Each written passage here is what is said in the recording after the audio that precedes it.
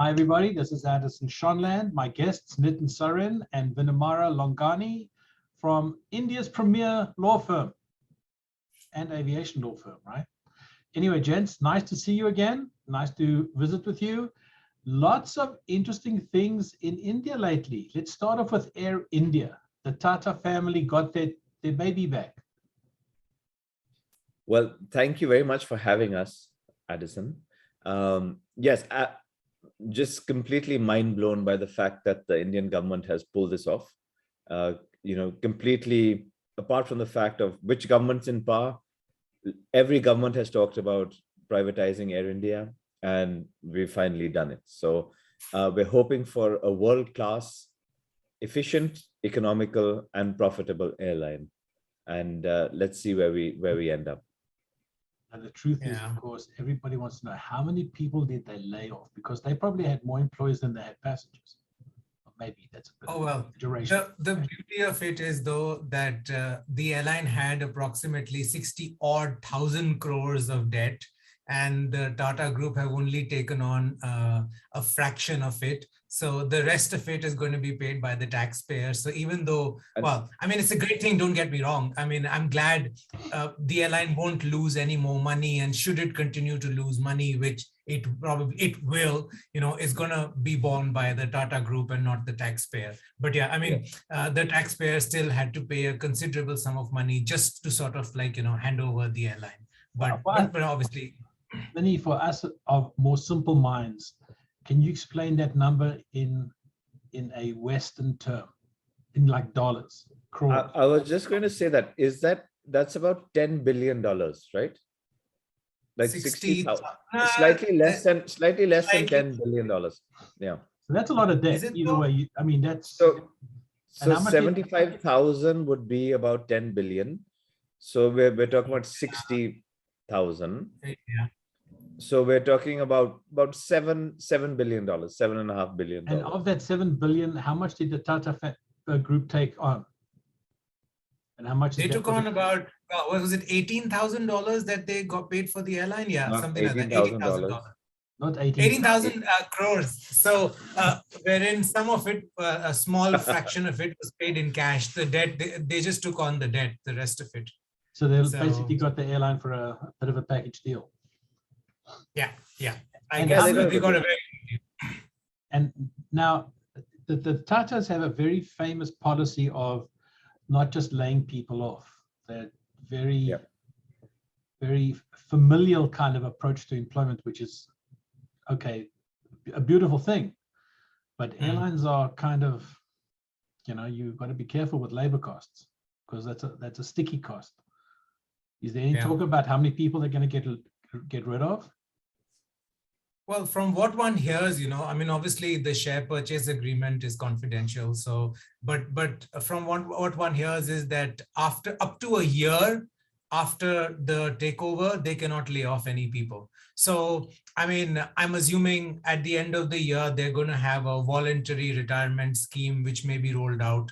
And I guess I'm assuming, again, given the changes that they're going to be making to the airline to spruce it up, to make processes more efficient, and, to bring service back on board, some people may not want to be there because, it's not the airline that they've been working for 2 decades or whatever it was that they've been at Air India. So in my mind, I guess it works, because the airline's going to take it's a 360-degree turn to how the airline is run. So people who feel they don't belong for whatever reason that may be, I'm just trying to be slightly more diplomatic here, at the end of a year they can just take the voluntary retirement scheme and leave, which is probably what's going to happen. So I think that's what the plan is. The interesting thing, go ahead. If I may add to that, I think, yes, I agree with Vin. Everyone who takes that, voluntary retirement scheme would probably be well off, because it's going to reach a situation where they're going to want to only keep the most efficient. And at the end of the day, this is a government-run airline which has essentially just kept everyone on board because, it's taxpayers' money. The profit is not the main aim of any government-run enterprise. So it is going to become a leaner machine.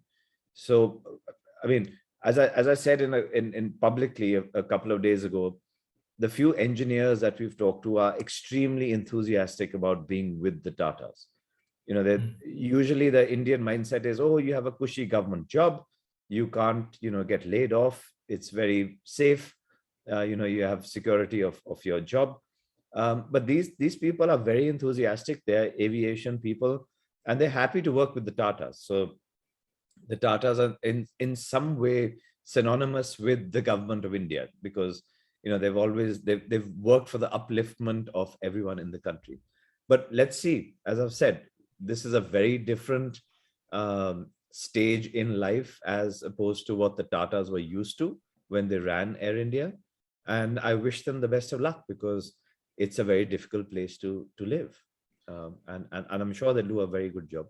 So there is the very interesting aspect of when you move from state ownership to private ownership, as you point out, you're moving from a not profit incentive to a profit incentive.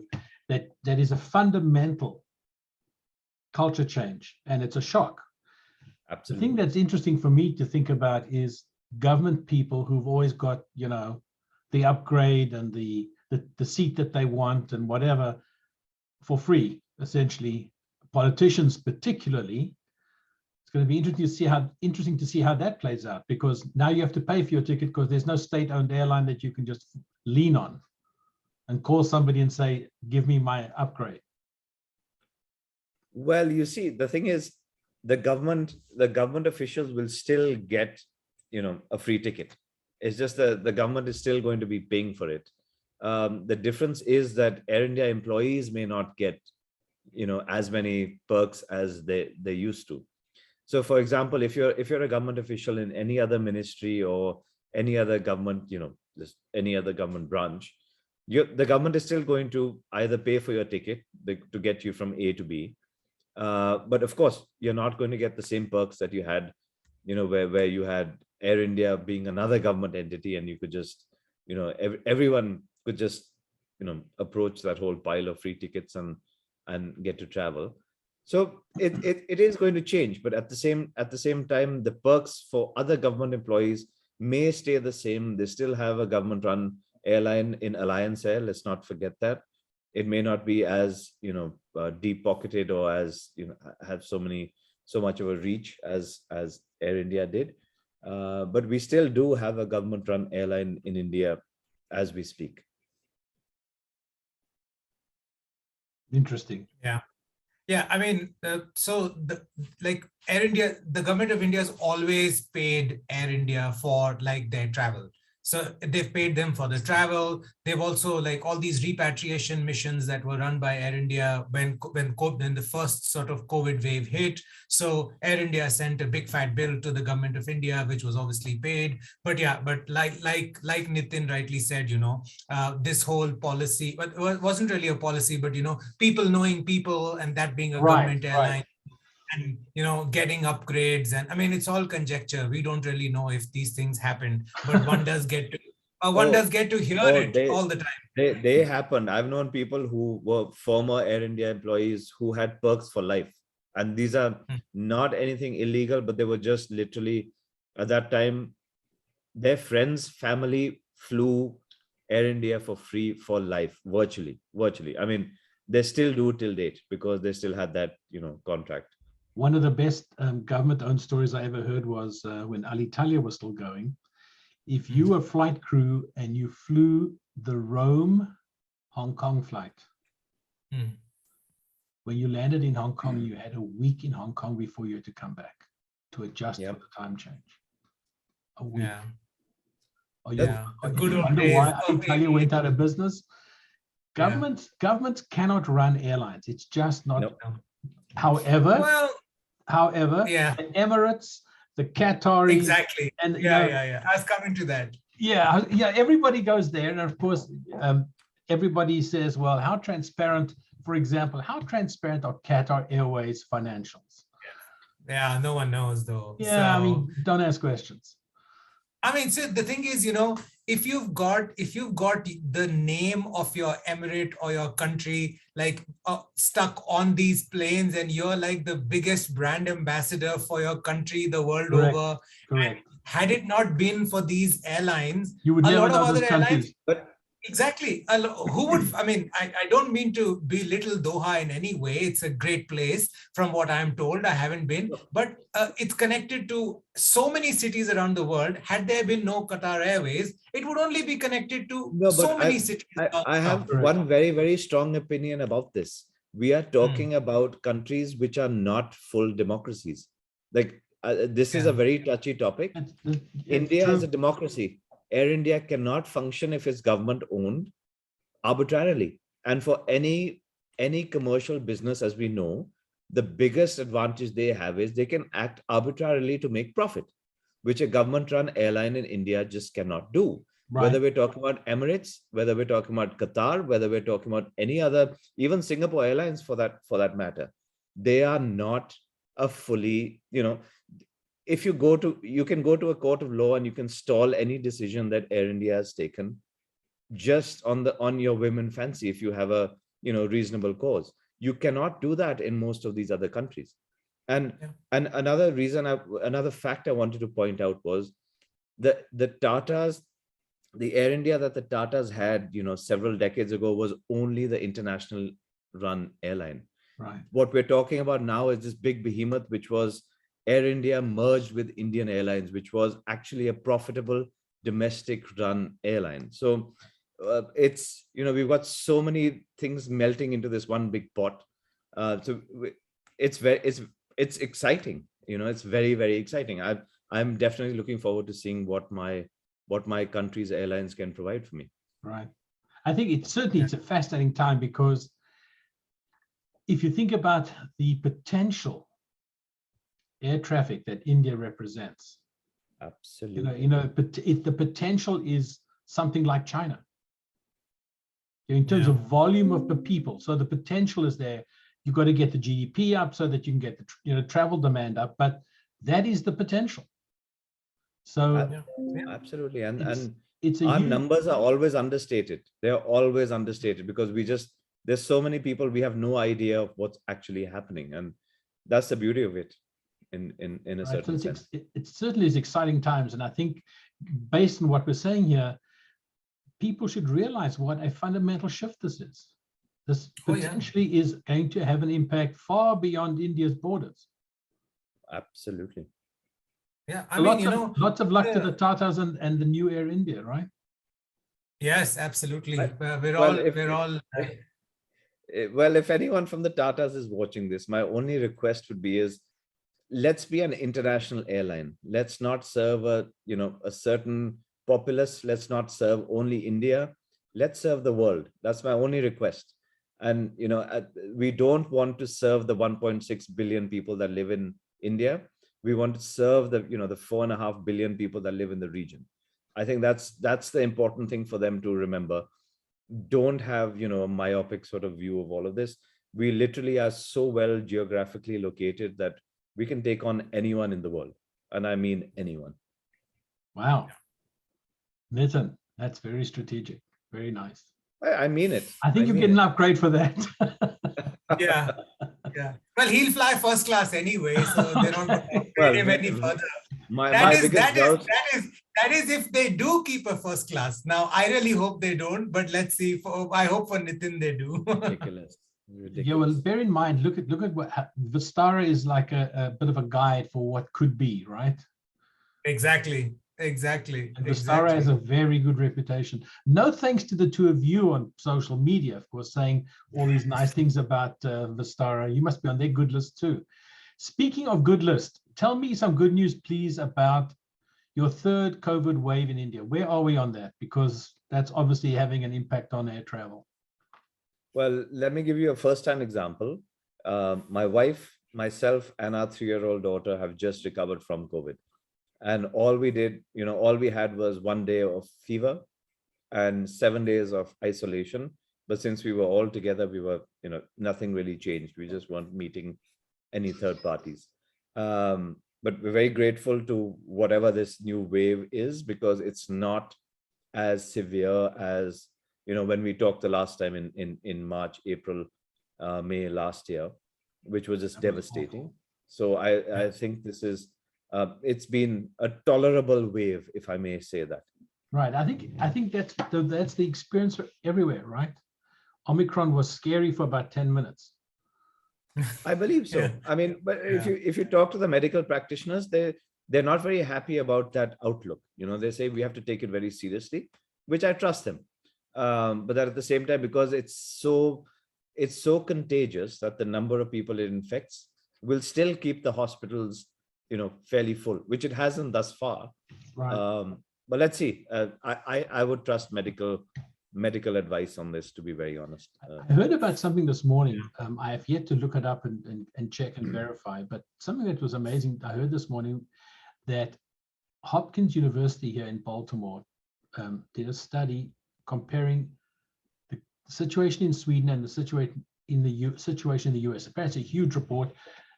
And the end analysis is that the outcome was no different. The lockdowns didn't help. All this other crazy public policy didn't help. The outcome in Sweden, which was none of those things, and the experience in the US is the outcome was the same. Yeah. So public policy is a very blunt tool and is best wielded extremely carefully. But I agree. That's true. we have to be I careful. agree. Yes, I feel a bit of sorrow for the countries that have really locked themselves up, because they're going to go through what we've gone through. I draw a parallel between the United States and India, because we have followed very similar paths, and the rest of the world that's been very conservative and very closed. I feel bad for them at the moment, because they may have to go through the same waves that we've been through and are done with. Nitin, as you described that, something popped up in my mind. Do you remember when the Iron Curtain fell and all those Eastern European countries came out of behind the Iron Curtain, so to speak, and the Soviet Union collapsed? One country bit the bullet and said, that's it, we're going to adjust overnight and we're going to take the medicine, and that was Poland. Mhm. Remember the economic shock that they put themselves through? But 18 months later, and look where they are today. They didn't take it gradually. They didn't take a spoonful of sugar to help the medicine go down. They just said, okay, that's what we got to do. We got to suffer. Then we'll suffer for 18 months and we're done. And I think that there's a message there, the old joke about always pay cash. It's cheaper. Exactly. True. Exactly. Well, I mean, but on that note, sorry, go on, Nitin. No, please go ahead. Go ahead. Yeah, no, just to put a little bit of, just to give you an idea about how this wave has impacted domestic traffic. So, prior to this wave, our airlines were doing fairly well. Domestic traffic was up. Capacity was back to almost 95% of pre-COVID capacity. So, the highest number we reached was about 393,000 passengers a day. And this was sometime in November last year. And as of yesterday, we were down 200,000 passengers. So that's the kind of impact this wave has had. But the good thing is, as the wave resides and, we open schools and colleges and people are starting to travel quickly. So I think it's the same as it's been noticed everywhere else in the world. As the wave recedes, traffic is going to pick up quite rapidly, because it dropped really sharply because of concerns about Omicron. And it's lovely to be able to see the news today that Indigo's results came out and they were profitable in a really awful market. They made money. That's fantastic. Well, Exactly. Indigo is a different. I mean, I've been so impressed with them. My wife and daughter just flew them to Mumbai yesterday, and they are on that. They know what they're doing. It's very impressive. Usually, I'm very lax about leaving for the airport. We leave 2 hours before the departure time, an hour to get to the airport, and an hour to just roam around the terminal. But with Indigo, you leave 2.5 hours in advance, because they will leave without you. because they want to be on time. And that's the beauty of them, because they are on time. And that's a very un-Indian sort of trait that they have, which is, makes them successful. It's something that when you describe about on time, something that you guys might find interesting, but hopefully the audience for this video will find interesting. We've been studying at some length the operational cost of an airline per minute in the US. Mm-hmm. Interesting. I'm going to just give the ballpark number. I mean, like Delta is $130 a minute, but the industry average, ULCCs and LCCs included, because this is a great petri dish for data. But the ballpark number is $100 a minute, operational minute. So when you push back from the gate, and we've seen this in other stuff, where if you're going to catch a flight, catch the flight earliest possible time in the day, because that's every airline's had a reset after midnight. Yeah. As you go in the day, you lose a minute here, you lose a minute there, you never catch it up. By 2:30 to 3 o'clock in the afternoon, the whole network is running late. If you're catching the 6 o'clock flight at night, it has the highest odds or highest possibility of cancellation or major delay. So that's the first thing, is $100 a minute operational cost. If you've got 600 planes and you're flying thousands of flights a day, you multiply that out, it's megabucks over a year. I think the calculation we did with one industry expert here was that the US airline industry in 2019 could have bought 40 737s for cash at retail prices. Of course, no one pays retail, but the industry could have bought 40 more 737s for cash that year just on delay cost. Wow, that's crazy. It's big numbers. Yes. So being on time is fascinating. There's a video we have in our library of Robert Isom, who is now the president of American, when he was like I think head of ops at US Airways. This is probably 2015, 2013, somewhere very long, many years ago. And he spoke about how they decided to start sticking to schedule, because really that's what they sell. And he said that if you bring the flight in on time, your people don't have to stay late, got no overtime costs, all the resources you have to handle the flight are there. He said everything is, there's like an upward spiral and a downward spiral. The downward spiral is the costs go out of control when you're running late, but when you run on time, you get all kinds of benefits from savings. So Nitin, it's interesting, the item is, there is not a zero cost to running late. In fact, it spirals in the other direction. And one of the benefits is that people like you will start saying, wait a second, I'm going to fly this guy because I know what I'm paying for. I'm getting 100 cents on the dollar. I'm paying for this and I'm going to get it. The schedule I'm going to get.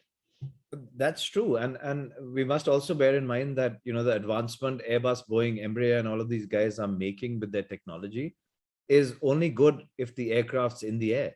It doesn't matter if it's on the ground, but the more airtime that aircraft gets, the more these guys can show their efficiency. Correct. And an aircraft is not meant to be on the ground. It's just accruing, as you rightly said, thousands of dollars just being on the ground.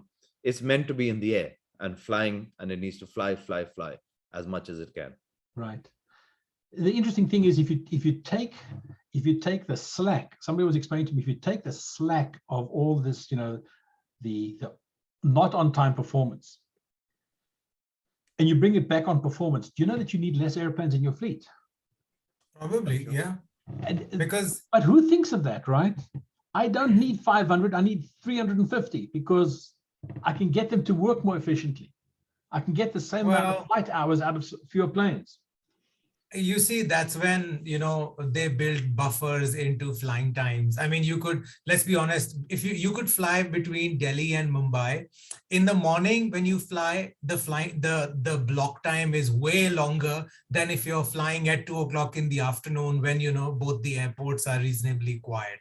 So, I guess it's just I'm assuming airlines do this all over the world. It's not just in India that it's done. So I mean, and then there are issues where these days, given the lack of traffic, there are issues with airlines arriving too early.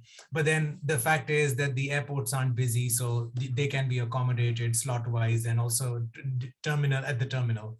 But yeah, I mean, I'm assuming that's how it's all worked out, right? Utilization and how many aircraft you need and so on and so forth.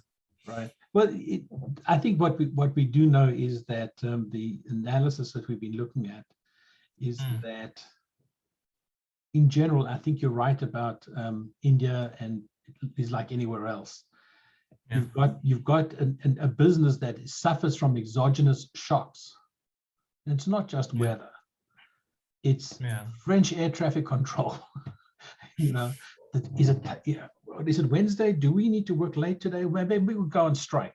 I mean, anybody who's flown into France knows exactly what I'm talking about. It's Tuesday morning at 8 o'clock. Yeah, the tennis is on. Let's go on strike for 10 minutes. It's unbearable. And you have all these external shocks that you have no control over. Spiky oil prices, SARS, COVID, you name, everything hammers this industry. So I have some sympathy for them, but in the end, if you're publishing a schedule, I'm sorry, that's what I'm buying. You got to sell me what I bought. Have you ever seen it? As a law firm, you must have surely seen a contract of carriage. Absolutely. It's horrific. It's not written in the favor of the consumer at all. Not at all. Not at all. Not at all. And I think the credit there to the Europeans for having these policies about the way airlines have to compensate passengers for. I mean, I've had incredible experiences where I've got more money back than I paid for my ticket because I was just flying to a point in Europe. It's absolutely fantastic. I don't know how airlines dealt with that commercially, but they had some very, very top-notch legislation. Any airline executive listening to what you've just said is nodding his head, gnashing his teeth or her teeth. Oh, yes. I studied that regulation. I think it was 261. But yeah. I remember reading somewhere, there was a delay on a Virgin Atlantic 747 departing Gatwick for Orlando. So, this was 400 passengers who would have obviously claimed a small fortune from the airline. So they flew in, they chartered a jet to fly in a flight crew member, got the aircraft going, they flew faster so that they can get there on time. And I don't know if it was an issue with the bay or whatever it was, the quickest way, because it is from the time the door closes to the time the door opens, apparently. So what they did was they made sure the aircraft parked as soon as it touched down on a bay and they opened the door in order to, and it was said in doing this, I think somebody put a cost to it. I think it was more than, I don't know, I think it was a couple of $100,000 in compensation that was saved just because of doing all of this, because of the European compensation rules. But you know what, the nice thing about those kinds of rules, it forces the players involved in the process to optimize. Oh yeah, absolutely. Absolutely. Actually, I don't want to. We're obviously having much more fun than we normally have. We've diverged all over the place, not just over India. But let's get back here. You've got international travel restrictions in India. Tell me that's going away, please. I guess all around the world we're trying to pop these bubbles so we can all travel. Well, we have restrictions on arrival. Let me just quickly take that with. Which is, everyone arriving has to do 7 days of home quarantine. Do they check on you? Yes. So, mostly they do. Yes, yeah. they do. But in the same breath, we've kind of realized that Omicron is not the beast that we thought it was. We've opened educational institutes and other, we've kind of relaxed ourselves. And I think this is something that's been there in the background. It's not really an international issue. We're not worried about it coming from, overseas anymore because we have a whole bunch of it in India. So I'm hopeful that this restriction will be removed shortly. Well, that'll be good news for everybody. Yeah, and the other thing is we were almost on the verge of reopening international travel just before Omicron. Yeah. So I mean, had it not been for Omicron, I mean, it was a graded sort of calibrated reopening. But for example, I mean, countries were slotted with regards to the risk that they posed from Omicron. But then, for example, most countries, including the Gulf countries, were categorized as no risk. So had that plan panned out, the Gulf Airlines would have been able to add their entire pre-COVID capacity back to India. So, you know, I mean, I have friends who work for these airlines, and when that came out, they were all jumping with joy in Dubai because they felt, well, you know, one of their largest source markets is going to be back online. But then obviously Omicron had other plans. So yeah, hopefully, to tie into what Nitin said, you know, it's a matter of time because case numbers are falling and these restrictions should go. So we should have resumption of scheduled international flights. Yeah, sooner than later. Fingers crossed for everyone. Exactly. I'll just share one little joke that I saw the other day on Twitter, which was very funny. Delta put out a tweet and said, "Which one city changed your travel life?" Did you see that one? And then someone responded, yes, "Wuhan." Yeah, and that went quite viral. So But okay, that's look. I wish I'd thought of that. I wish I'd responded with Wuhan. That's funny. That was very funny. I mean, I don't know. In today's woke world, I mean, it can sort of like, you know, go the other way also. So yeah, but you know, I mean, social media is a beast. You've got, especially like, because with you or with me or with Nitin, we've got like, you know, we've got our identities out there. We're not like some troll. We've got our reputations. So you've got to be very careful with what you put out there because you will be judged. In this woke world, it would be a good idea for everybody who's so woke to start off by saying, maybe what you're seeing was meant as a joke. It wasn't meant to poke in the eye. It's meant to be funny. Now, if 51 out of 100 people find it funny, that's funny. Have a nice day. Please calm down. You know, not everything. Don't nail yourself to the nearest cross and say, I'm a victim. Get out of here. I agree. And going back to COVID, I think it's whoever designed it, whether designed or not by nature or not, it was designed in such a way that once you're done, it really gives you a stage where you're coughing and spreading it in such a sense that it does make you feel that it's you know, fairly manipulated to that end. And I'm only commenting on that because I got blocked by a few people on Twitter for saying that it's a man-made manipulation. I'm not going to block you for saying what you think. It's an opinion is an opinion. You know what? Yeah, absolutely. And by the way, let me just say publicly how much I enjoy sharing opinions with you once a month. This is a safe space. Yes, absolutely. Pleasure. Thanks, Enjoy it as much. Have a great weekend. You too. Thank Bye-bye. you.